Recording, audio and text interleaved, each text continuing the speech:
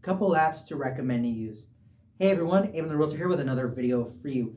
That's right. Now, besides your realtor having his or her own app, there are a couple other apps that I would recommend for people out there when it comes to owning a home, listing your home, or doing both. Now, I'm not talking about the ones for companies looking at homes and seeing all that. No.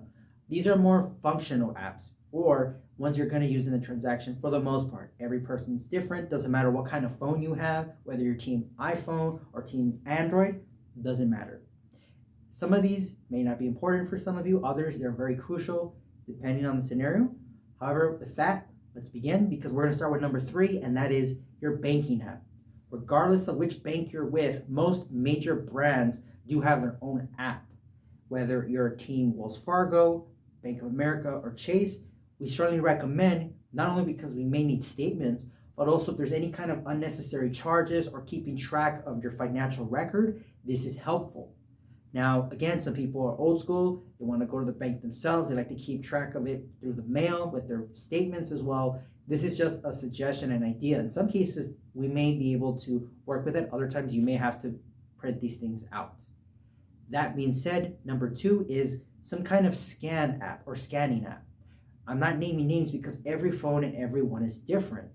However, we recommend this as well because if you need to scan something really quickly, you're unable to go to a Kinko's or your office or any place where they have it, or let's say your team or your realtor's team needs to get those documents, you can send them really quick. Now, keep in mind, I'm going to recommend this to 5 pages of an item or 1 or 2 at the less. If it's anything more than 10 pages or more than that, I strongly recommend you go to a store or, like I just spoke of, go to your realtor's office if possible or your own, and then scan those documents in one by one to make sure.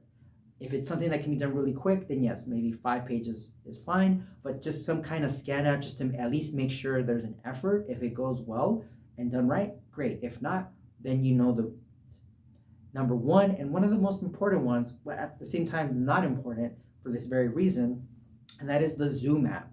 Now, in the last couple of years, we've gotten familiar with Zoom. Some of us still have it on our phone, even though we're not using it anymore. Others, we're using it every single day, including me, including my team, and everybody else. There might be times where we may have to be able to make an appointment. We have to speak to you. We can't do it just over the phone. Or perhaps you want to ask us a couple questions and you're unable to make the appointment in person. Having Zoom gives you a lot of flexibility. In some cases, we can even bring people in on your side to have questions. They don't have to really put their information, or other times it's more convenient because they're busy and they have X amount of time and it takes more time to get to the office or a certain location than just doing things over the phone, or in this case, over Zoom. So these are just a couple apps and recommendations, besides, of course, the apps for digital ink or DocuSign. That's really more of a personal suggestion. Strongly recommend, however.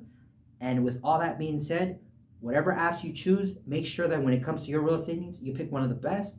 And besides me, of course, I'll contact email.